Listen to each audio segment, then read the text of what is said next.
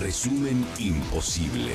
Un intento de ordenar las noticias en un país imposible de resumir. Maldita suerte. Una mirada crítica de una realidad absurda.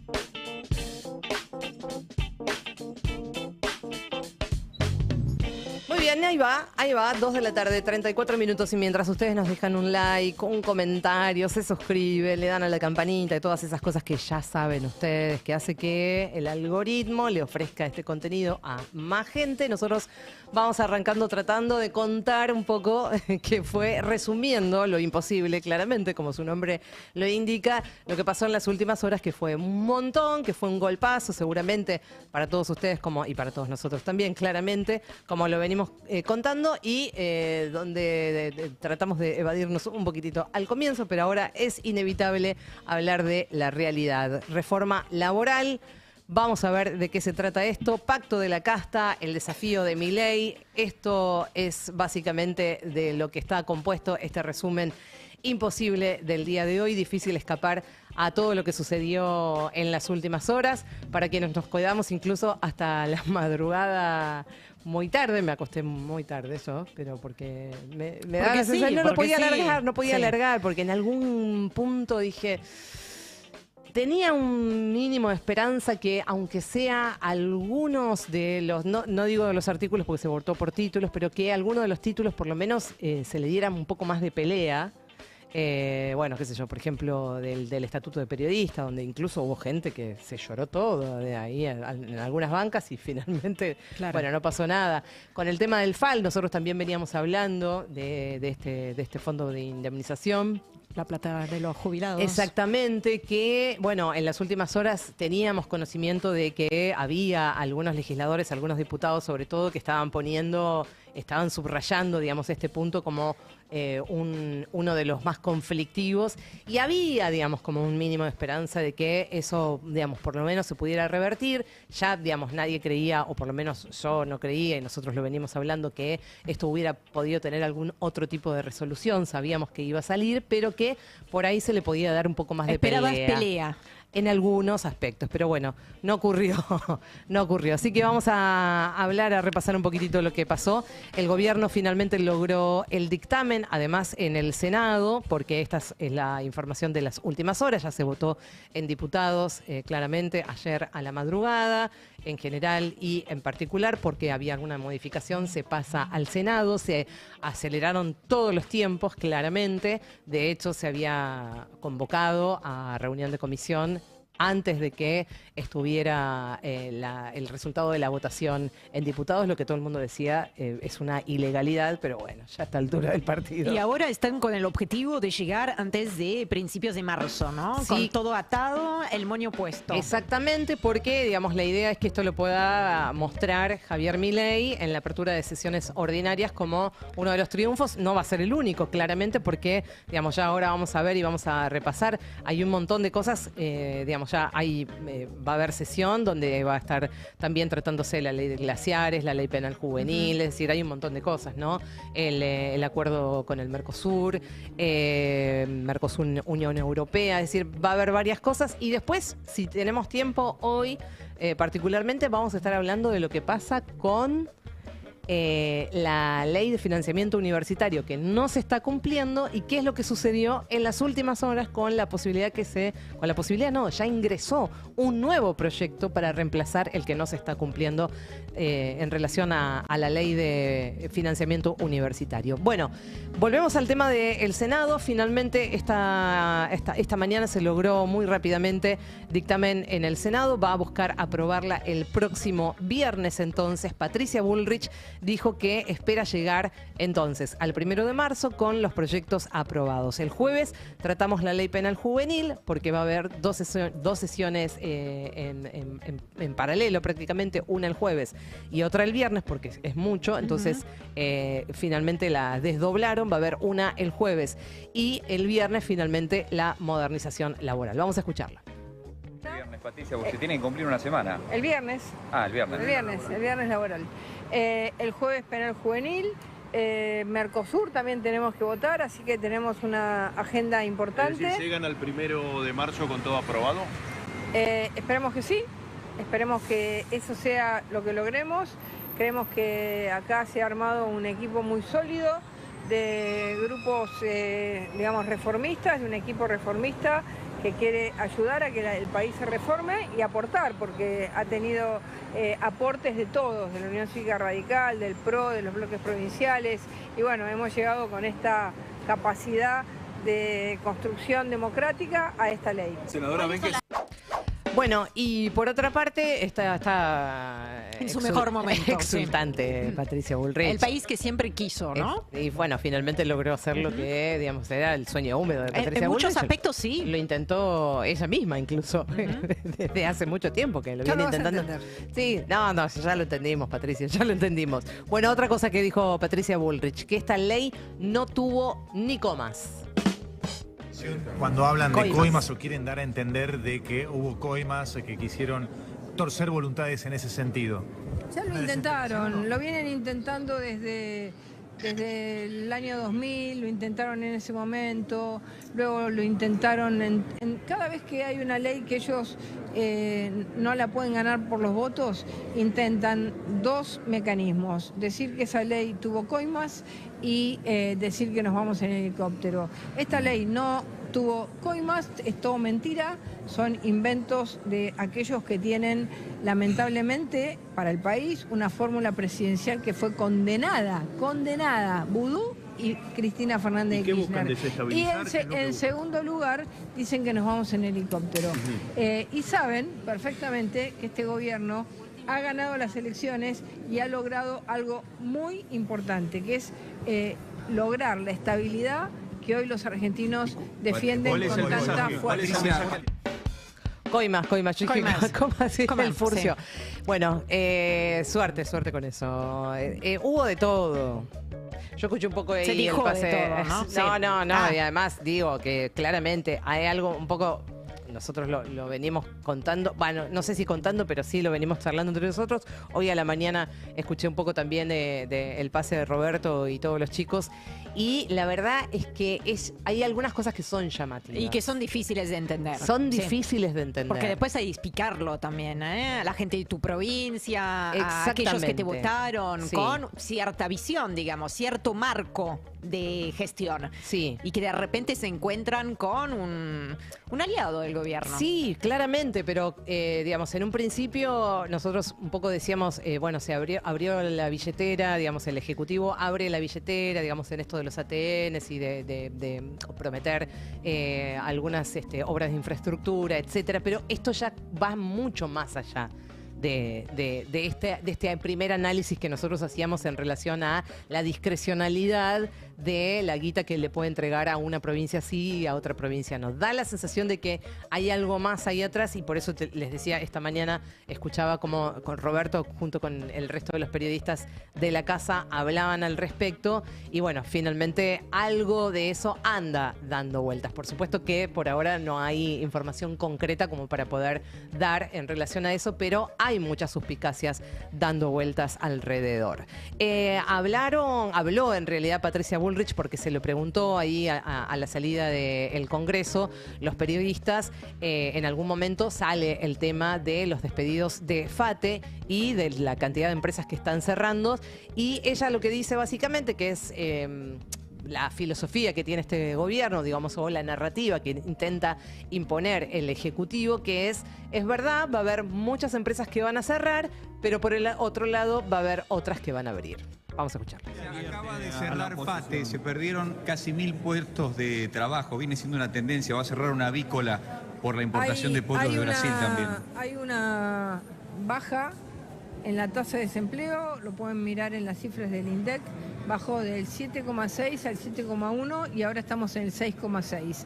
Así que pueden desaparecer. ¿Por qué no aceptaron modificaciones? Pueden desaparecer. Pueden desaparecer algunas empresas, pero nacen otras. Y el empleo en su totalidad hoy ha bajado en la Argentina. Y también ha bajado la pobreza. Muchísimas gracias. Bueno, el país del gobierno, ¿no? Del oficialismo. Además, todo junto te lo tiro. Bajó la desocupación, bajó la pobreza.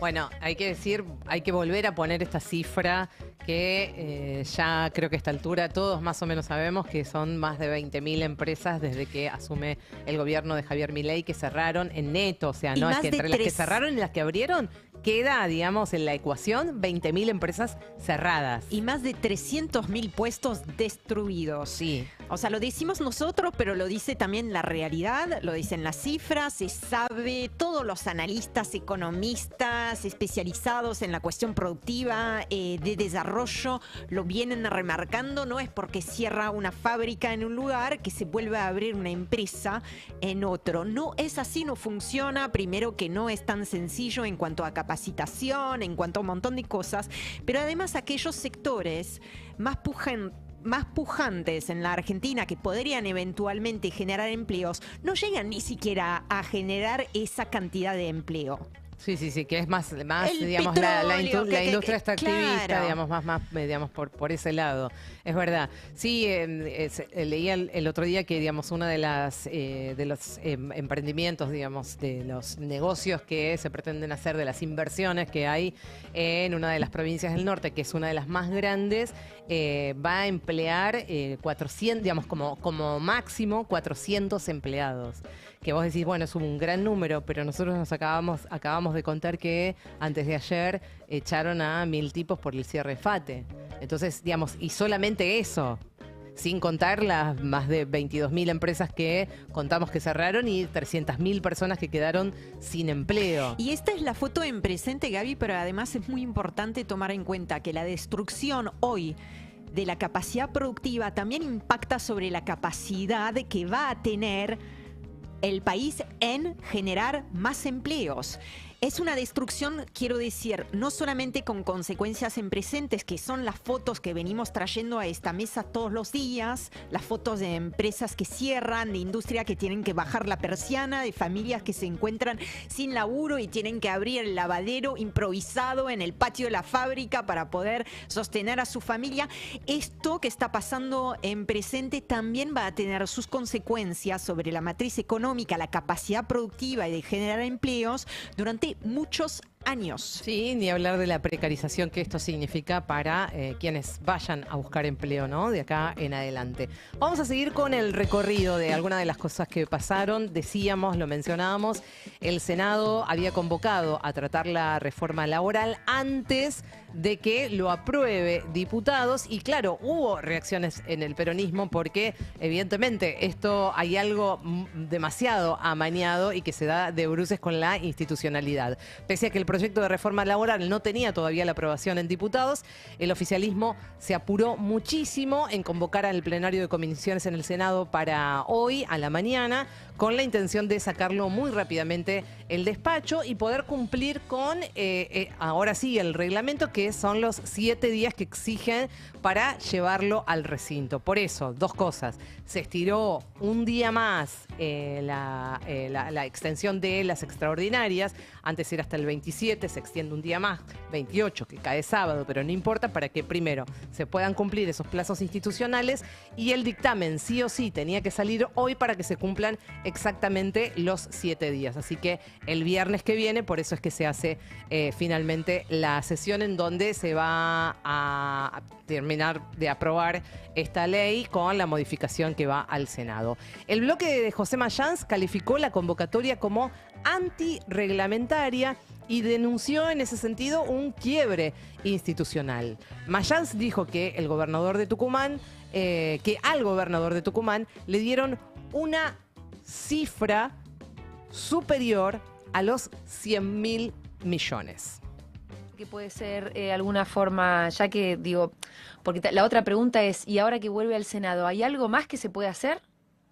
Mira, así como van las cosas, con el comportamiento que tienen algunos gobernadores, como el caso de Jaldo, como el caso de Jalil, que dicen, yo no voté la ley, pero le di cobro. Imagínate, le abrió la puerta para que te maten. Y la verdad que en el tema legislativo yo veo que el gobierno ha cerrado con estos gobernadores, no sé cuánto va a salir esto. Creo que a Jaldo le dieron una ayuda importante por ATN. Pero bueno, ese es el precio.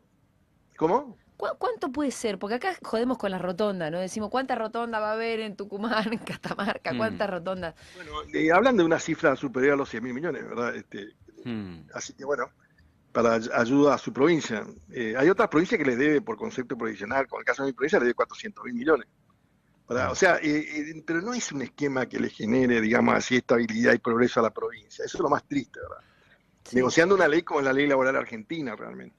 Entonces, prácticamente consiguen con este tipo de arreglos una ley que es clave para el sistema social de la República Argentina. Ahora, este avasallamiento, usted...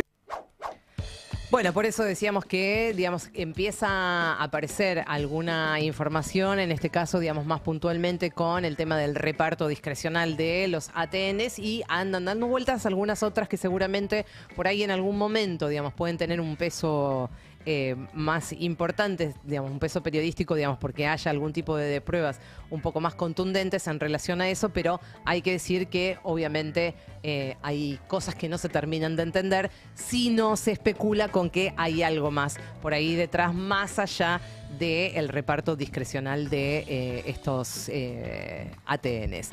Vamos a ver qué dijo Juliana Di Tulio. Habló de Caputo en términos muy duros. Dijo, Caputo se va a chorear la guita de los futuros y actuales jubilados para pagarle la campaña a Milei. Eso es, digamos, la declaración que hace Juliana. Dice que le armaron la caja a Caputo para que haga la campaña, que saque de ahí la guita de los jubilados, o con la guita de los jubilados en todo caso, que se la va a chorear, y apuntó a la senadora de Unión por la Paz, y apuntó, digamos, al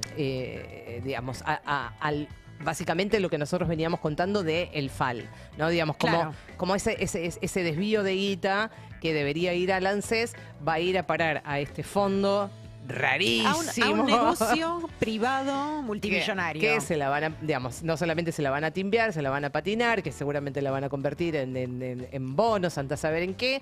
Hay muchas especulaciones alrededor de eso, pero bueno, Juliana Di Tulio le agrega un puntito más, que es, además, esa guita la va a usar para la reelección de Milei. Dejen de mentirle a los trabajadores y trabajadoras. Le armaron la caja Caputo para que haga la campaña saque de ahí con la guita de los jubilados. Se la va a chorear. Se la va a chorear. La guita de los jubilados, de los futuros y de los actuales jubilados. ¿Saben por qué está congelado en 70.000 pesos el bono? ¿Y va a seguir congelado?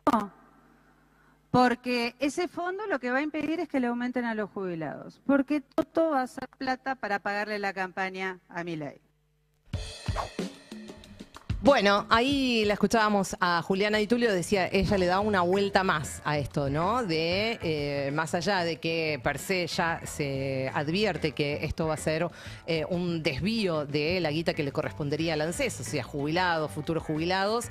Ella dice, bueno, va a haber de parte de esa guita que se va a utilizar para la reelección de Javier Milei, por parte de Caputo, ¿no? Le doy la bienvenida ahora sí a Mati para Buenas, que compañeras. se sume. ¿Cómo estamos? Buenas tardes, perdón la demora. ¿Estamos bien? Bien. Necesitando que arranquen las clases de alguna forma urgente. Bien. Y todavía medio impactados por lo de ayer, ¿no? Me imagino. Sí, ya lo hemos todos hablado. Todos dormimos poco, sí. y estamos todos ahí atravesando. Llegué tarde, pero traje un amigo. En un rato se suma Fernando Rosso, analista político, periodista.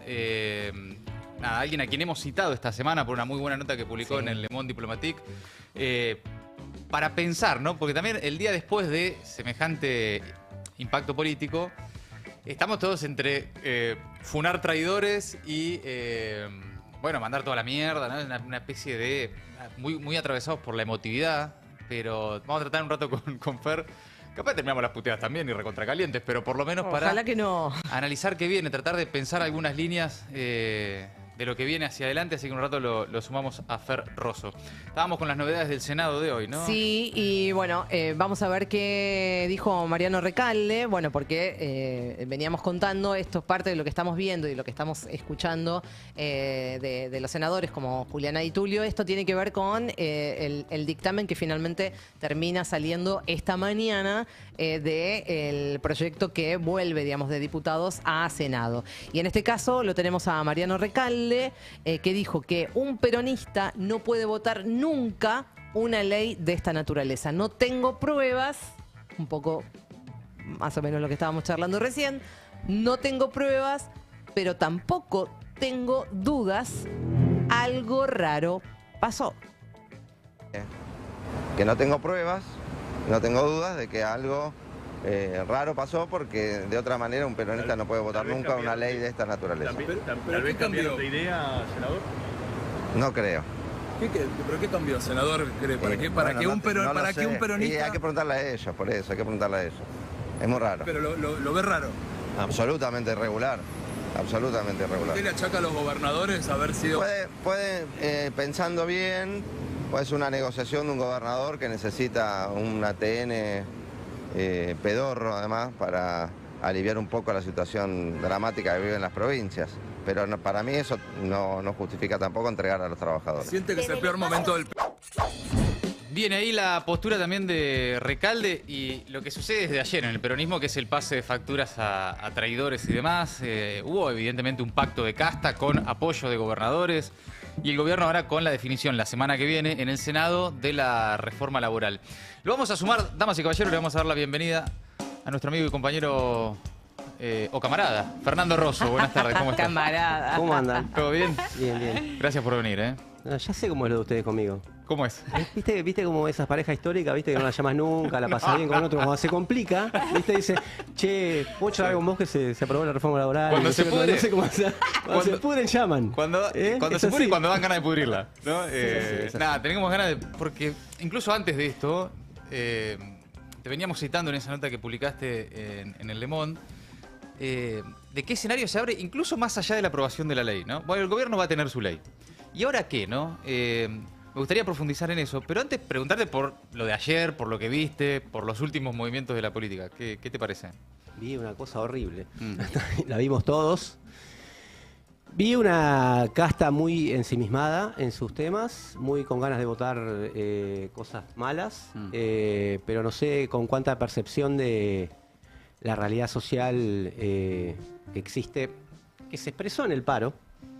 Según informaciones de distintos lugares y distintas provincias, fue como el paro más fuerte de los 4 paros, este es el cuarto, digamos, de los paros generales que en la era Milei. Mucha gente con ganas de protestar, con parar, limitada por los límites de la convocatoria, ¿no? O sea, en donde, qué sé yo, izquierda o sectores combativos del sindicato hicieron lo posible para estar donde había que estar. Era una cosa rarísima, una semana marcha sin paro, la otra semana paro sin marcha. Entonces, frente a un ataque ya está caracterizado por todo el mundo, descomunal, histórico, que lo quisieron hacer desde Martínez de Dios hasta Videla. Sí, la avanzada es enorme, brutal. Claro, viste, hay mucha gente que te dice, ustedes te están exigiendo la CGT, toparo, pero si no era por esto, con movilización y activo y con piquetes, ¿por qué es? Claro. ¿Cuándo lo haces? ¿Cuando haya una guerra mundial? No sé, ¿cuándo lo vas a hacer? Entonces, bueno, creo que ahí se puso un límite muy importante a una posible resistencia, que algunos te dicen, bueno, no, pero la gente no sé si quería hacerlo o no. Hay que probar. Eso se prueba no con una encuesta, digamos. Se prueba con política, ¿no? Veo un triunfo político del gobierno. Sí, sin duda. Es evidente. Y generalmente la narrativa de ellos funciona sobre cosas reales, ¿no? Quienes analizan estas derechas en todos lados piensan que no es solamente un discurso y un engaño de la cabeza, sino, bueno, hay 30% informales, o 35, o 40%. Y hay mucha flexibilización de hecho en muchas empresas. Ya había una reforma laboral en la práctica desde hace tiempo, ¿no? Claro, no quieren hacer legal lo que era excepción generalizada, digamos. Sí, ¿no? Toda esa pauperización y esa fragilidad, institucionalizarla, hacer la ley. Yo hablaba con un compañero de Aguas Gaseosas, que ese sindicato se llama así, siempre se ríen porque tendría que decir la marca, y me decían, acá no se discute nada, acá ya está. Turno americano, 4x3, vacaciones, vamos viendo, 12 horas todos los días que le toca. Entonces es como que acá ya está. Eso se fue dejando pasar. Varias conducciones de los sindicatos cuando ganó Milei, bueno, así hicieron, bueno, ustedes votaron la reforma laboral, ahora se joden cuando venga.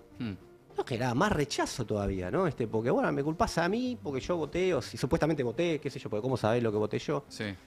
Entonces me parece que se apoyan esas dos cuestiones, precarización y una flexibilización laboral que había, y en una muchos colaboracionistas que tenían ganas de colaborar y que obliga a pensar de cómo se hacen los armados políticos, digamos, quién tiene que respetar por lo que vota, digamos, como se lo enrostraban ayer por lo que lo votaron, digamos, ¿no? Cómo se rompe ese contrato inmediatamente. ¿Cuánto es democrático eso? Claro. Que vos hagas una campaña y después voy y voto lo que se me canta. ¿Y a quiénes están representando, en definitiva? También, claro, también.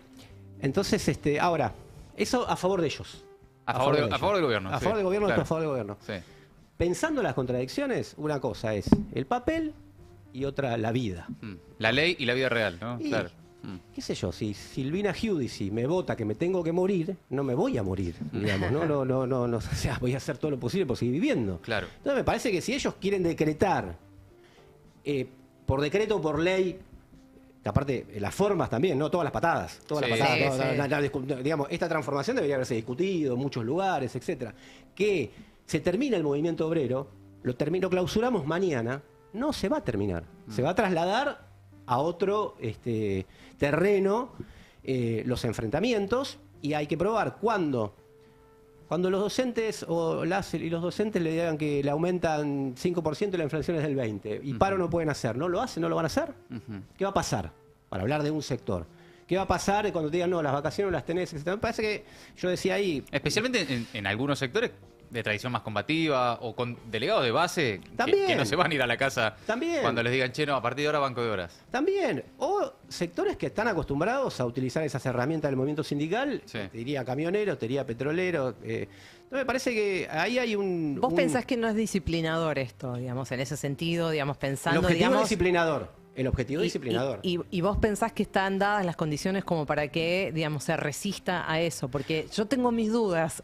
No lo puedo afirmar. Lo que no puedo es asegurar que esto va a pasar así nomás, digamos. ¿Por qué? Por la experiencia histórica. No lo hizo la dictadura militar blindada, no lo hizo Onganía. Lo hizo Menem, no lo hizo a su manera y tuvo que ser Menem, con sus características particulares. No lo hizo Macri. Entonces, ¿por qué? Basado en un consenso negativo por toda la experiencia anterior, en un cansancio de la sociedad argentina, estamos todos cansados en una pandemia, etcétera, etcétera, esto pasaría ahora, digamos, ¿no? No digo que no pase en algunos lugares, que no se aplique, que haya resistencia generalizada, lo que digo es que... Si vos no estás hablando de un despertar social, como suelen algunos imaginar, ahora la sociedad se va a dar cuenta no necesariamente. Se van a armar trincheras en las calles. Claro, pero es de esperar que haya tensiones. Es muy probable, eso es muy probable. Y perdón, te agrego una cosita más y ya te dejo. Hay una economía que ya está entrando en recesión, hay 20.000 empresas menos, hay 300.000 puestos de trabajo menos, hay ingresos que están quedando por abajo de la inflación, como se está mostrando. Hay una inflación que no se controla. Y hay también una disputa arriba. Lo de Madanes Quintanilla con Fate, que vino después de lo de Paolo Roca, habla de que tienen un acuerdo estratégico, contra la clase obrera, todo.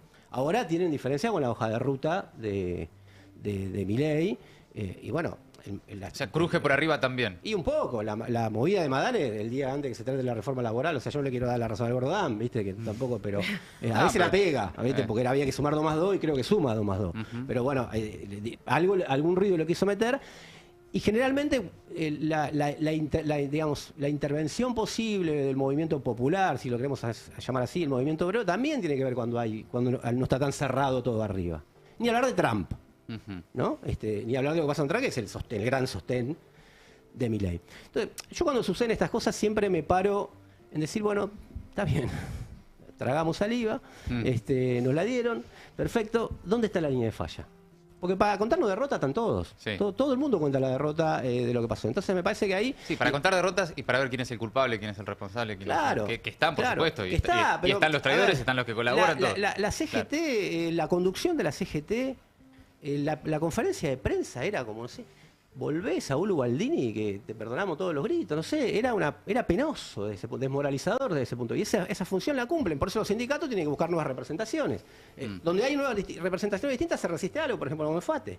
Entonces me parece que ahí hay, o mismo la voz política de Miriam, en este caso hablo de mi corporación, también se destacó mucho por plantearle contundente, por decir las cosas como son, Entonces me parece que, Miriam Sí. Breckman hablo, ¿no? Sí, sí. Entonces me parece que es contradictorio, porque uno va a decir, bueno, nosotros se avanza en una influencia política en este contexto, pero es parte de lo que sucede, ¿no? Entonces me parece que hay que pensar un primer movimiento y un inicio de una guerra prolongada que va a tener muchos episodios y que hay que prepararse para esos episodios porque uno de los grandes puntos de esta gente es la desmoralización, ¿no? Sí. Que paraliza. Bueno, ese es un punto que en las últimas horas lo estuve pensando muchísimo, que es cómo salir del estado de impotencia, ¿no? Y de resignación en algunos casos. Y bueno, y también por estas horas un poco y bueno, ya fue, ya está. ¿Viste? Esta cosa medio de derrota, ¿no? Porque está entre sobre todo cuando ves el sistema político. Después cada uno con su vida y la gente y en sus vidas cotidianas hay mil realidades. Pero cuando uno mira la dirigencia, están los subordinados, están los impotentes, los que quieren, pero no pueden, no hay forma, no lo logran, lo que sea. Y los resignados también, ¿no? Y también están, y hay nombres específicos, pero también movimientos en las últimas semanas, los que dicen, che, esto hay que combatirlo. Ya está, no funciona de otra manera que combatiéndolo. ¿Qué es ser hoy, o cómo es ser hoy opositor a este gobierno? Porque tampoco alcanza con... Está bien, son momentos, ¿no? Hoy es el día para algunas cosas, pero... qué barbaridad, qué gobierno de mierda, qué barbaridad. Me pasó a mí de que se vayan todos a la concha de su madre, lo puse en Instagram, un montón de gente, ¿Así lo pusiste? Sí, que se vayan todos a la concha de su madre. ¿Viste? Ya con un nivel de Es que hartazgo. te harta. Ahora, 2:30 de la mañana, a veces Claro. decís, no, bueno, listo. O sea, te sale eso. Te sale eso, pero bueno, una vez que pasa eso, decís, bueno, ¿qué es ser y cómo es ser hoy opositor a este gobierno? ¿De qué forma? Hay distintas maneras, me imagino, obviamente, Sí, pero ¿cómo imaginar dónde está también sí. el punto de tensión ahí, no? A mí me da la impresión que es, digamos, tomando la magnitud del ataque, la magnitud de la respuesta, ¿no? Claro. La respuesta no puede ser solo política. A ver, vos le decís que, me ha pasado en otros lugares también con vos, Mati, que vos decís, esto hay que hacer una rebelión popular y te recortan, te dicen destituyente, etcétera, te atacan permanentemente eso. Pero esto no es democrático. Esto no es democrático. No es democrático en el sentido que se votó, entonces acá actuaron un montón de poder, actuaron todos los estudios de abogados, ellos prepararon la reforma, abogados de empresas, ellos agregaron eso hizo que se pasaran de rosca, y después vuelvo sobre ese punto.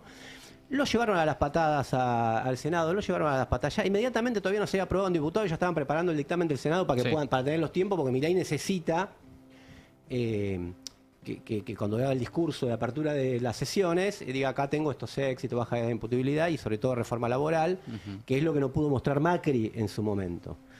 Entonces me parece que frente a eso, la respuesta solo política en el sentido de discurso, si no es generando un movimiento en contra, que con los únicos métodos que tiene los trabajadores y las trabajadoras en los sectores populares, que es poniendo gente en la calle y paralizando las fábricas o las empresas, va a ser muy difícil, ¿no? Sí, ya no puede ser performática. Y no, La si en oposición general uno está a favor, si en general uno piensa que la política y la política parlamentaria, porque nosotros también intervenimos en política parlamentaria, tiene resultados cuando tiene una densidad atrás, si no generalmente puede ser un decorado o puede ser una vía de escape para el malestar, sino que tiene que tener densidad atrás. Bueno, la Argentina cambió con eso, toda la Argentina cambió siempre con ese tipo de movimientos y ahora es un momento para ese tipo de movimientos. Y el paro, con todos sus límites, vuelvo a insistir sobre eso, lo demostró. La gente paró, y no paró solo por la UTA y todo eso, no paró. Fábricas en Mendoza, en la zona norte, en Córdoba, pararon, o sea, como nunca, que querían parar. Sí, Yo posiblemente de los 4 paros que se le hizo a Milei, este haya sido el de mayor acatamiento, ¿no? El más fuerte. Y no solo por transporte, es cierto. En Salta, cuando vemos a todos los diputados salteños votando a favor de esta ley, y en Salta fue tremendo. El acatamiento al paro. Claro. Tremendo. Digamos, Toda ¿no? información que llega es de que fue muy fuerte. Ahora, también hay un punto, esto es un spoiler de un artículo que iba a publicar mañana, quería publicarlo hoy, pero se publica mañana, en términos de cuánto están emborrachados con sus triunfos parlamentarios y están pasándose de la raya, digamos, ¿no? Yo vuelvo siempre a la comparación de Macri y la reforma previsional. La reforma previsional se aprobó. Sí. Cuando se aprobó, hubo un movimiento grande, hubo las 14 toneladas, etcétera, pero mucha gente dice, bueno, pero se aprobó. Pero se aprobó, hicimos de todo y se aprobó, no pudimos. A la noche vinieron los cacerolazos, después empezaron el verano, Mauricio Macri, la puta que te parió en las canchas, y después vino la crisis, la cascada de la crisis de 2018. Yo no creo que esto sea así porque el movimiento fue distinto. Fue contundente en su magnitud, en el paro, pero no fue activo. Entonces no se demuestra una resistencia inmediata, pero hubo algo del otro lado. Sí, la Alianza también aprobó su reforma laboral. Aprobaron. Sí. Y después empieza un desgaste social que está vinculado, también a que no hay otra cosa para mostrar, digamos, ¿no? ¿Por qué tienen tanta batalla cultural en el último, desde los Terian hasta todos los temas en los que tenemos que discutir? ¿Por qué, digamos? Porque no tienen otra cosa para mostrar. Cuando los ves con esa, es porque no hay resultados, excepto la no suba de la inflación tanto como era antes, digamos, ¿no? Que eso, ponele... En contraste con la inflación anterior, pero... Claro, ponele que hay sectores que lo siguen valorando, el dólar barato, gente que viaja, qué sé yo. Pero todo muy atado con alambre. En ese contexto, yo creo que ese es el contexto de la reforma laboral, el marco, digamos, ¿no? En el que van a decir, bueno, ahora no puedes parar. Ahora tenés que garantizarme el 75% de las clases todo el año. Y las docentes que no dan más.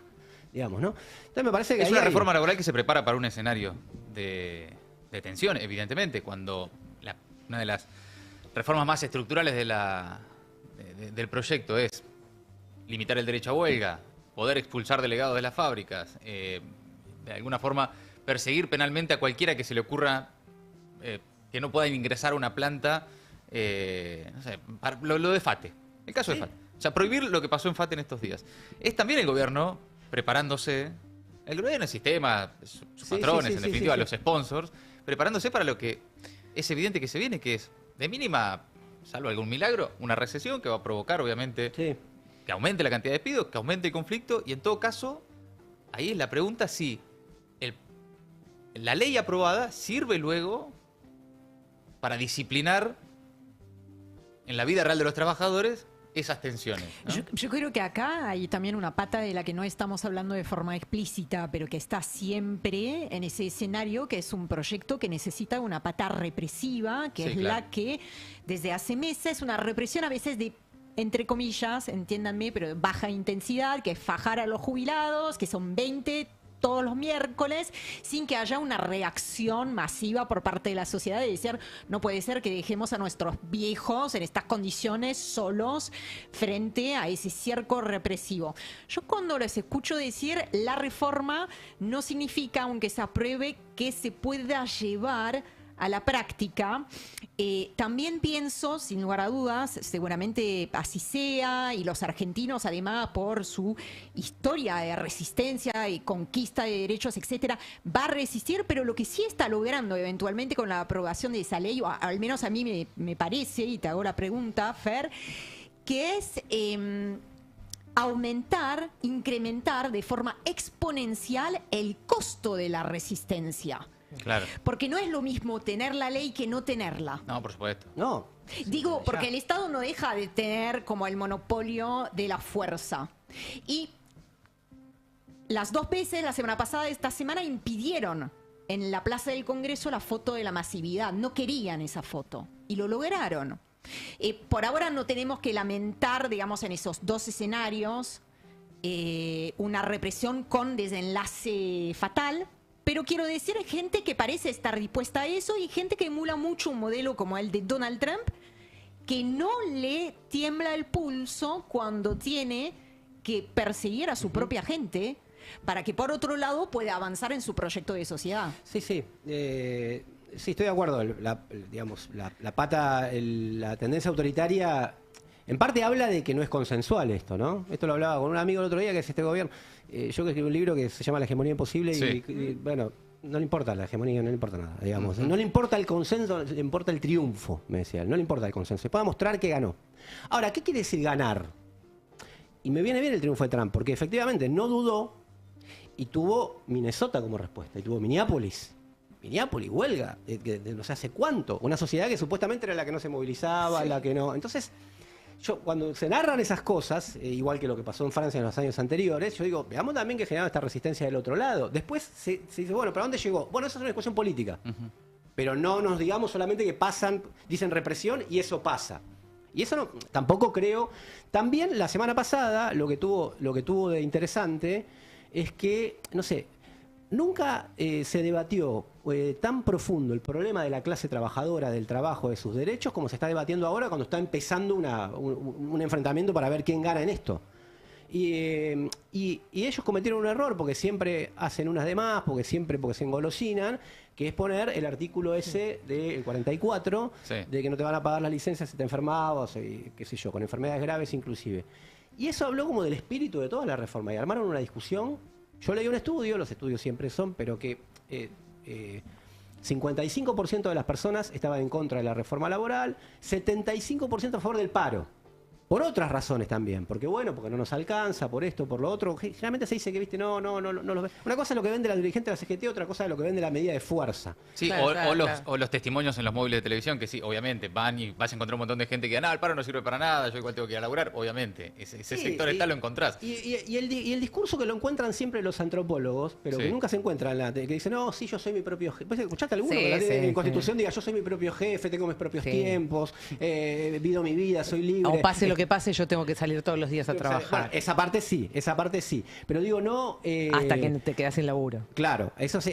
Bueno, esa es la parte material en la que el discurso opera y funciona. Ahora, en la sociedad argentina, digamos, desarmar una estructura de la sociedad argentina como la que tiene anclada y la tiene naturalizada la clase trabajadora. Yo hablaba con compañeros de fábricas de distintos lugares y me decían, no, acá no llegó porque estamos preocupados por eso, pero no creen que no va a llegar, que no es tan así. ¿Viste esa discusión como que no, como que acá no va a ser porque es una fábrica grande, como que es para las fábricas chicas, como que porque la reforma venía claro. De a poquito. Venía por abajo. Como lo escuché a Pablo Gerchunov, que es un liberal inteligente, pero ¿viste? Vos rascás un poco a los liberales y te encontrás más o menos con... decía, estas cosas se hacen de callado, muchachos. También estas cosas se hacen tranquilos, o sea, se van haciendo, de hecho... Claro, no se alardea. Las reformas. Claro. Porque él es como partidario, él opina que hay que hacer reformas también, qué sé yo. Claro. Reformas de este tipo. De este tipo, ¿no? Sí, claro. Regresivas. Claro, regresivas. Sí. Entonces, esto se va haciendo, se va acordando con los dirigentes, y inclusive en un momento le dice, mire, yo soy comunista, dice, y sé que si ustedes se sacan de encima muchos de los dirigentes dialoguistas, ojo que pueden venir otros que sean peores. Peores para ellos. O sea, gente que no negocie, gente que no... Bueno, a Navarro creo que lo escuché acá diciendo, ojo que te van a venir los troscos, que no, qué sé yo. Tampoco se están así, no quiero hacer una cosa alegre, digamos, ¿no? Pero... no creo, por la historia del movimiento obrero argentino, por la historia del movimiento obrero mundial, que se decrete que se clausuró y que no existe más después de 150 años de historia. No creo que eso suceda. No creo que eso suceda. Me apoyo en esa perspectiva histórica. Tenemos trago amargo de coyuntura, pero no creo que eso suceda. Y en los lugares donde se aprobó, en Francia, en Brasil, en España, después tuvieron momentos en que tuvieron que retroceder porque era un montón, porque en cierta medida es una forma de regulación de la sociedad también. Entonces, darle ciudadanía social al movimiento también es una forma de controlar, porque si no, tenés un problema. Claro. Es por la misma razón que muchos empresarios, por ahí no del todo públicamente, pero que decían, che, no rompa los sindicatos. Claro. Porque los sindicatos es lo que nos permite a nosotros tener más o menos un marco, orden, un marco de negociación. Que no sea todo caótico. Claro. Ahora, es interesante eso de... Hay que mirar la historia, está bien, ¿no? Los tiempos son distintos, nunca la historia se repite de la misma manera, pero... vos lo decís también en tu nota. Hay una nota en el Limón Diplomatique. Mañana sale otra, pero en Le Monde no, sale en el Salto, de España. Que se titula La reforma laboral se transformará en una guerra de posiciones. Que siempre hubo avances y retrocesos en no solo en los derechos de los trabajadores, sino en la vida política de los trabajadores. Ahora, lo que nunca pasó es que los eliminen de la conversación, ¿no? Que no sean parte, que no sean considerados. Cada vez que se intentó, decir vos, desalojar a los trabajadores del centro de la escena histórica, eso no solo que nunca pasó, sino que las veces que lo intentaron nunca terminó bien. Eso, evidentemente, en algún momento, más allá de si es que existe un consenso en que es necesario avanzar, porque etcétera, etcétera, y bla, que hay que ver, nunca terminó bien tratar de desalojar a los trabajadores como sujeto político, en ningún lugar del mundo. Claro, y en la Argentina menos. Hay un tema, ¿no?, de toda la historia del siglo XX que es, mira, hubo revoluciones y hubo sectores empresariales lúcidos que dijeron, che, para evitar revoluciones hay que incorporar a esta gente. Y en la Argentina el movimiento obrero tenía un peso muy importante en los años 30 y tenía que darle lo que algunos llamaron la ciudadanía social. Entró bajo la forma del peronismo. No lo vamos a discutir acá. Entró de aquel histórico. Sí, sí. Que me empujás un poco y estoy ahí, pero porque en esto que tenés ahora, escuchame una cosa. Pero eso pasó muchos años de historia de eso. Entonces, Sí, ahora, claro. a mí lo que me interesa es la dinámica de la clase obrera, que decían, o la incorporamos o entra a las patadas. Perfecto, la querés sacar de esa ciudadanía, querés sacarle todos los derechos, puede volver a entrar a las patadas, ¿eh? Porque no, yo no conozco pueblo que se suicide y que diga, Silvina Giudice me votó que yo me tengo que suicidar y me voy a suicidar. Le tengo un encono particular. Porque ayer hizo lo propio, ¿no? Bueno, Claro. no creo que eso suceda. Ahora, puede quedar como un optimismo, pero es como un optimismo tonto, digamos, ¿no? En este momento. Pero es una perspectiva histórica que es la única perspectiva que podés mirar las cosas ahora, porque si la mirás Igual en base al me Congreso, resirve, Fer, ¿eh? Igual me resirve en este momento. Si la mirás en el Congreso... Optimismo tonto, cualquier cosa. Dame cualquier cosa. Dame más. Si lo mirás por lo que pasa en la coyuntura, nos podemos perder. Y además, pero no solamente por la historia, sino porque ninguna de las otras variables en el país le funciona. O sea, le está funcionando. Entonces, por eso están acelerados. ¿Por qué van tan rápido? ¿Por qué no lo quieren discutir si un poco más, digamos, ¿no? Si no hay, Martín Menem hizo rápido el debate, que por todo por capítulo, que no se note nada. Ayer, digamos. en el cierre, Fue muy impresionante. ¿no defendieron el proyecto? Claro, No. Ritondo dijo, bueno, insertemos los No, pero discursos. no solamente nadie, no defendieron el... O sea, no hubo un solo discurso de los libertarios. No, por eso está el miembro informante No, que lo leyó todo y lo leyó mal. Y después el cierre del jefe de bloque no existió. Dijo, no, vamos a votar.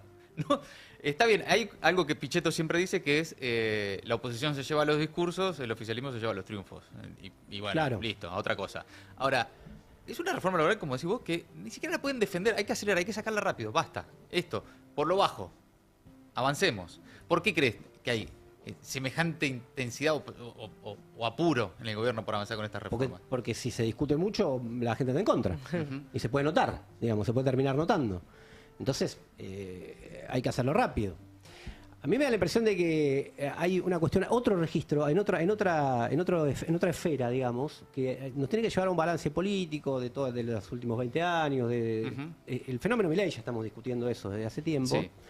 Pero es la concesión, digamos, ceder ante los sentidos comunes que esta gente después concentra y lo hace programa político.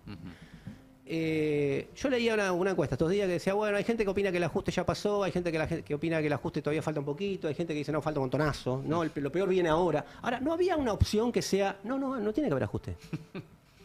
¿Se entiende? O sea, como que han convencido a la gente que se tiene que autoajustar. Eso es gran parte del sistema político lo pensaba de esa manera. Hay que ordenar las cuentas, hay que ordenar la macro. Que ordenar la macro es ordenar así los jubilados, digamos, ¿no? Entonces, me parece que hay una cuestión a pelear de quién, desde lo básico, de quién produce el valor y quién vive del trabajo ajeno, hasta que si se ajusten, que se ajusten ellos. Hay una serie de cuestiones para armar un movimiento político que enfrente verdaderamente a esto. Para mí está vinculado el programa de la izquierda, ¿no? Pero que enfrente a esto en sus términos todo lo contrario y no diciendo, no, mira, capaz que en este punto tiene algo de razón, alguna reforma laboral había que hacer. Ya entras en el terreno de su discurso. No porque no haya que cambiar cosas en el mundo laboral, sino porque cuando dicen reforma laboral es esto. Claro. No es este tipo, se llama así. Sino ponerle otro nombre. Digamos, reducción de las horas de trabajo, poner un nombre concreto, sin reducir el salario, o poner un nombre concreto en términos a cómo se utiliza la inteligencia artificial, la tecnología, lo que sea. Pero no este tipo de reforma laboral. Pero yo creo que ahí hubo un largo camino de concesiones, las dirigencias sindicales también, que permitieron cierta atomización del movimiento. La tercerización en la fábrica se está pagando con esto, porque el tercerizado tiene menos interés en la reforma laboral que el permanente, digamos, ¿no? Entonces, cuando uno permitió las tercerizaciones, tiene este problema. Va allanando el terreno para que esto después se convierta en un programa general. Ahora, yo creo que es un programa político, es la presentación de un programa político de la clase empresaria, junto a su gobierno, el más afín de todos que tuvieron en el último tiempo. Pero es la presentación de un programa político y de una intención de batalla. Pero del otro lado, decirle, bueno, vamos, y vamos viendo. Esta vez, y vamos viendo, sí que falta una instancia del Senado todavía, hay que ver. Sí.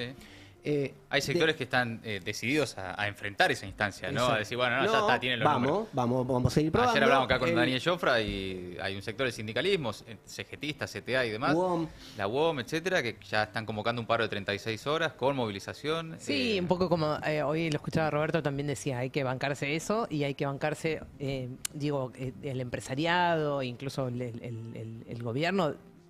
Se tiene que bancar eso, ¿no? Un paro de 36 horas y después viene un paro de 48 horas. Digo, eso en cuestión de costo, incluso de costo económico. ¿Cuánto se sustenta eso? Ahora, aparte, es una buena presión. Del 12, que era solo movilización, y decía, no, paro no da porque somos tiempistas, porque nosotros conocemos... Es increíble que la CGT siempre conoce el tiempo justo, ¿viste? Y nunca resulta, ¿no? Pero... Por lo menos la conducción actual, ¿no? La conducción, sí. Tuvieron que poner... tuvieron que llamar al otro paro. ¿Y por qué lo llamaron? Digamos, porque algo pasaba, algo sucedía. Y de mínima quedaron expuestos. Claro. Yo no sé si las bases lo solicitan, pero de mínima en la discusión pública había una exposición ahí que decía, che, no había sectores que en las fábricas nos vamos a rebelar y vamos a ir con la cabeza a los dirigentes. No sucedía eso. No era poner la fecha. Claro, pero tenían... sentían que había un malestar y que estaban quedando como los tipos que habían negociado solo la caja. Sí. Sebastián Echemendi, que es politólogo y estudia el mundo del trabajo, puso en X una reflexión interesante que dijo, hasta en los años 90, que había que defender el sindicalismo en los años 90, cuando se hizo el sindicalismo empresario, etcétera, cuando se negociaba se mantuvieron los derechos colectivos, por ejemplo la ultraactividad de los convenios, y se entregaron derechos individuales. Dice, ahora ni eso, solo la caja. Los tipos dijeron, bueno, tenemos que, eso cayó muy mal, y que eso caiga muy mal, que se discuta el tema del trabajo, que se vea la reforma laboral a través del prisma del artículo 44, son todas las cosas que yo digo, qué bueno que se esté discutiendo esto. Y que no se haga de hecho y de querusa, se van haciendo ajustes sin que nadie sepa y que lo va notando después y qué sé yo. No, que sea un gran debate político nacional, para mí es un plafón para poder discutir otra cosa. Digamos, bueno, es interesante porque vos lo decís también, la clase trabajadora, que supuestamente ya no era parte de la conversación, es de lo que estamos hablando hace 10 días. Pero no había desaparecido. Bueno, ¿No había tenido menos poder? Bueno, ese ya es un primer indicio de que el asunto importa y de que mínimamente hay un sector de los trabajadores en la Argentina que no están dispuestos a que, por más que se apruebe una reforma laboral en el Congreso, ir mansamente a su puesto de trabajo a perder los pocos derechos que le quedan, ¿no? Me parece que ahí hay una verdadera batalla, efectivamente, porque es uno de los mayores logros de las derechas, ultraderechas, la internacional reaccionaria en todos lados, correr el marco del debate y hacer que uno esté siempre tratando de responder a lo que ellos quieren. Si efectivamente, que acá lo hemos notado, ¿no? en esta mesa en los últimos días, si es que efectivamente uno decide poner el ancla, el eje, la mirada en esto, que somos como laburantes, pertenecemos a la clase trabajadora, cómo nos percibimos, qué es lo que... Entonces ahí ya me parece que hay una primera pequeña victoria en no dejarse llevar hacia el marco que ellos nos están diseñando todo el tiempo, haciéndonos creer además de que no existe alternativa, que esto es otra de las grandes habilidades, ¿no?, de las derechas a nivel mundial. Siempre lo escuchás al secretario de Estado Marco Rubio, siempre te explica que no hay plan B. De hecho, así lo dicen. Este es nuestro plan, no importa con qué, política exterior, Cuba, Venezuela, lo otro, adentro, Minnesota, no hay plan B, es uno de sus motos, ¿no? De, ¿cómo se dice? De sus herramientas para anular la posibilidad del debate. Bueno, la creadora de esa frase es Maggie Thatcher, ¿no? La conocemos bien. Y bueno, Milei dijo que es fan, ¿no? Y se demostró después que no, digamos, que había alternativas. Inclusive en la propia Gran Bretaña cierta revitalización, no solo de el movimiento sindical o de lucha, o el movimiento pro-Palestina, por ejemplo, sino también de la izquierda, del partido de izquierda o el Partido Laborista, como el movimiento de Mamdani en Estados Unidos. Digo, yo siempre cuando dijimos, bueno, estas derechas, que coincido con lo que voy a decir ahora esto, digo, ojo que hay una reacción a la reacción. Y ojo con la Argentina. Llegó tarde este fenómeno, quizás muchos estábamos, salvo los que la vieron, que estábamos diciendo, bueno, es difícil por la estructura de la sociedad argentina, uno va cambiando su pensamiento, entonces ya al final llegó uno igual que los de todo el mundo, y ojo que la reacción nos llegue también un poco más tarde, con delay, como llegó esto un poco más tarde.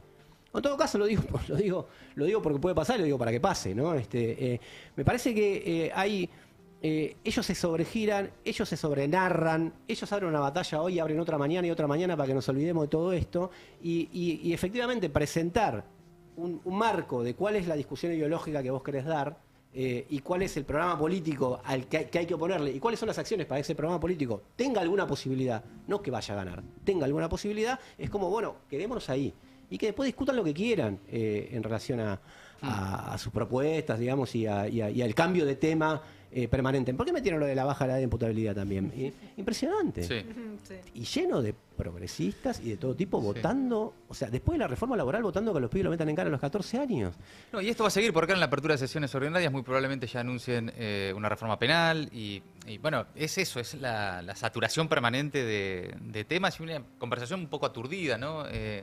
Que bueno, insisto, ese es el plan del gobierno, esa es la forma del gobierno, ya la conocemos. A mí lo que me interesa es empezar, que lo venimos haciendo hace rato de todas formas, a problematizar también qué somos, qué hacemos, de qué forma se enfrenta ¿dónde nos paramos? a este gobierno, dónde estamos, porque está bien, bueno, a mí yo ya me aburrí hoy de buscar traidores, ya los encontré, ya eran muy rápidamente identificables y ojalá el día de mañana los que 15 días antes de la elección se acuerdan de que quieren la lapicera para hacer las listas, las listas empiecen a hacer con eso, ¿no? Con lo que se vio en las últimas horas. Pero, ¿qué pasa de este lado? ¿No? Eso, más que qué gobierno de mierda. Y van a fondo y quitan los derechos. Y, sí, bueno, ok, ya sabemos, listo. ¿Y entonces qué? Porque lo muy interesante de los últimos días fue, entre otras cosas, la discusión sobre, bueno, ¿qué hay que hacer con el movimiento obrero? ¿Qué tiene que hacer la CGT? Pero no solo la CGT por caerle a la CGT. ¿Qué tienen que hacer las organizaciones sindicales, las organizaciones sociales? ¿Dónde están las organizaciones políticas? Bueno, ¿qué se hace, no? Incluso un paso anterior a eso que me parece que es interesante, que es ¿para qué sirven los sindicatos? ¿Y por qué son importantes los sindicatos? Cosa que no estaba en la conversa de los últimos años. Digamos, había, como una... ¿Y qué pasa cuando los sindicatos no sirven también, no? Claro. Que es un poco la discusión de estos días, ¿no? Está bien, vos decís coyunturalmente, yo te hablo de una cosa más abstracta, digamos, el significado, digamos, del poder, digamos, de un sindicato, de un gremio, ¿para qué sirve? ¿Por qué son necesarios independientemente de los dirigentes, digamos, de cómo sean ahora los dirigentes, ¿no? Eso me parece interesante. Yo ahí en el artículo ponía, el sindicato muchas veces se vive o como refugio o como obstáculo, digamos, ¿no? O como posibilidad de potenciar una lucha o como un problema que te está frenando para luchar. Y acá se vieron las dos cosas. Porque yo no soy partidario de tirar al niño con el agua sucia, digamos, ¿no? O sea, si hay dirigentes sindicales que hacen esto, no decir, bueno, por eso los sindicatos no sirven más. Los sindicatos han sido herramientas construidas por los trabajadores que lo colectivo... para no coincidir por izquierda con Sturzenegger. Es necesaria. Claro, que lo colectivo muestra fuerza, etcétera. Ahora, ¿qué tipo de sindicatos necesitamos? Es interesante. A mí es saludable, no sé si repudio, por lo de decir no caerle, pero esta discusión y este cuestionamiento al rol de los dirigentes de la CGT. Porque eso te plantea dos cosas. O la CGT hay que tirar a la basura, como dice la libertad, o tenemos que hacer otra CGT. Otra central obrera, otro tipo de sindicatos democráticos que se discutan. Esto tampoco, a ver... No solamente porque... ¿Por qué no hicieron asambleas y discusiones en todos los lugares de laburo? Y que entonces lo vas concientizando, al tipo lo siente, lo que le va a pasar. ¿Por qué no hicieron asambleas informativas? ¿Por qué todo por arriba? Y eso va a empezar a pasar ahora, porque en cada lugar te va a venir el pato y te va a decir, che, mira, bueno, acá cambia, a partir de mañana cambia esto en Kraft, en Mondelez, que es ahora, o en Fate como pasó, o en... No sé, cualquier otra fábrica. Cualquiera, vas a las automotrices, vas al ferroviario. Los ferroviarios. Los ferroviarios me dice que también el paro más fuerte, y no es que ellos son del transporte, no es que no llegaban con el transporte, sino que me parece que la cuestión del transporte actuó como decir, bueno, como paró la UTA, entonces el paro fue más fuerte. No, había ganas de parar, y yo sumo todas esas cosas, las posibilidades que hay de este lado, los problemas que hay del otro, y decir, bueno, esto está abierto todavía, está muy abierto. Que no es optimismo, no es simplemente, no, bueno, las cosas van a estar bien.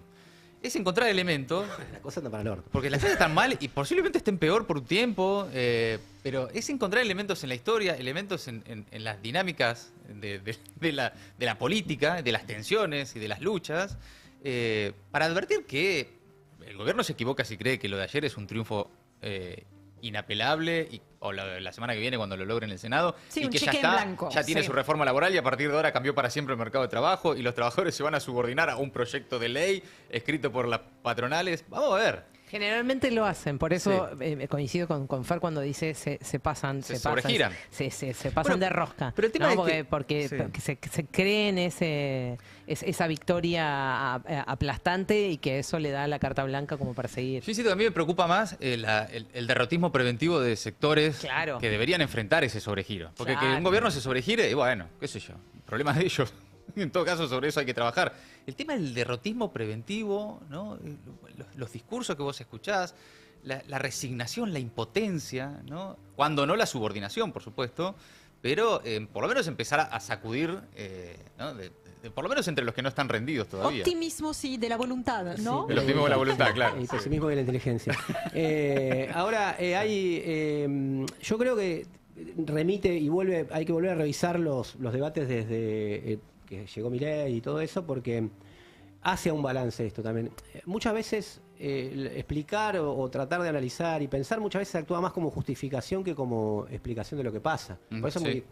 no hay que separar nunca el análisis de la intervención política. ¿Qué Sí. quieres lograr? Digamos, ¿no? Porque si no, mira, la gente se autopercibe toda emprendedora, la clase trabajadora formal se volvió una minoría, ya somos Perú en este sentido, de la estructura social.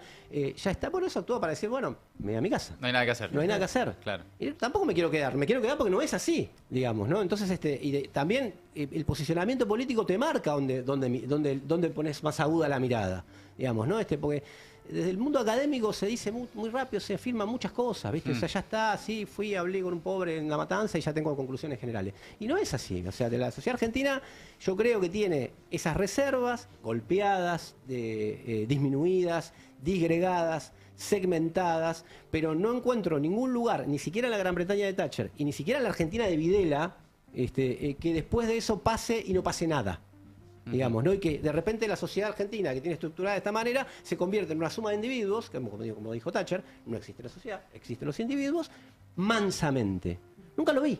O sea, entonces, demostrame que puede ser, está bien, será tu pesimismo, pero en la historia te demuestra otra cosa. Entonces me parece que, bueno, hay que ir un poco por ahí, queda una instancia del Senado, van a haber múltiples conflictos para mí, múltiples conflictos. Sí, claro. Los hay ahora. Ya El están. DEFATE mismo ya es un conflicto. Sí, claro. Ahora, el DEFATE está bien, le aplicaron, mirá cómo se demostró, pero los trabajadores entraron y este gobierno, que no sé si es un asunto interprivado, no sé para qué intervino, pero sin embargo intervino, hizo la conciliación obligatoria y supuestamente Madanes dijo que la va a cumplir. Pero intervino con el Estado. Entonces también miden. Está bien, y bueno, lanzaron los tuiteros a pegar a Madanes, qué sé yo. Con mucha lo operaron con la verdad, digamos, ¿no? A Madane, como a Roca, lo operaron con la verdad. Claro, porque claro. Le dicen todas que son cosas verdades, ¿viste? Claro. Pero bueno, pero del otro lado tampoco es que, bueno, ahora que vengan toda la mercadería china y que mercancías chinas y hundir la industria, qué sé yo. Ahí hay un dilema. Entonces me parece Hay que cuestiones, y te pregunto, Sí.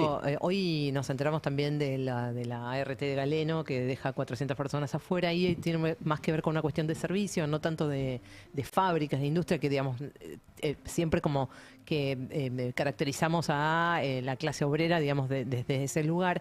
Y recuerdo que no hace mucho tiempo, fue en la época de Macri, creo, que yo tengo Galeno, había enfermeros, enfermeras, médicos y médicas protestando en las puertas de sus sanatorios, y era muy impactante ver eso, porque se la bancaban y se la recontrabancaban. Digo, también ahí hay evidentemente conciencia de clase trabajadora. Indiscutible. Está muy bien eso que plantea, porque hace rato, si alguna vez lo tuve, dejamos ese paradigma de que el obrero es el de Mameluco. No, Garrahan. Claro.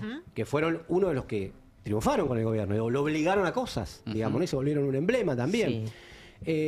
Las familias de personas con discapacidad, o las personas con discapacidad, que actuaron muy hegemónicamente en este sentido, sí válido, digamos, ¿no? Para mostrar el núcleo del plan, ¿no? Hasta dónde puede llegar con tal de hacer. Como el artículo 44 de la reforma laboral que muestra, en un detalle se ve la verdad, digamos, ¿no? Se ve, revela la verdadera, te muestra el todo. Claro. Esto es lo que buscan. Claro. Y eso que no se discutía se empezó a discutir.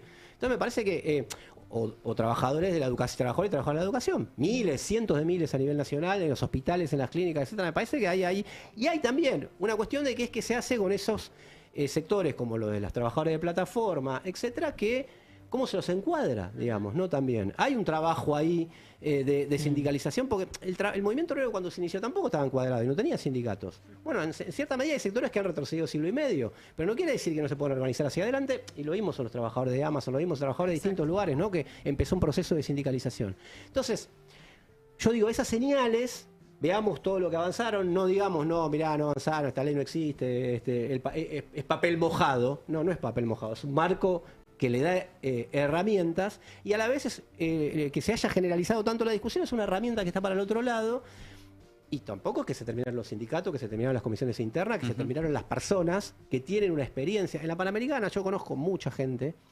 Mañana en el Círculo Rojo, en Radio con Vos, vamos a llevar algunos de ellos, de activistas de distintas empresas y todo lo demás, que tienen una experiencia acumulada, que están ahí, aunque no estén en comisiones internas ahora, ¿no? Y que cuando esto se dé, están ahí. Son personas que encarnan una experiencia histórica, digo, del último tiempo, ¿no? No sé, ¿se acuerdan esos conflictos del 2007, claro. 2014? Claro. Entonces, me parece que ahí hay todavía, también pienso en ellos, no solamente en la clase trabajadora, porque es una abstracción también, sino que digo que hay sectores más avanzados, con más conclusiones, con más experiencia, que ya conocen las maniobras, etcétera, etcétera, y que bueno, cuando esto estalle y se revele más gente, están ahí para organizar gente.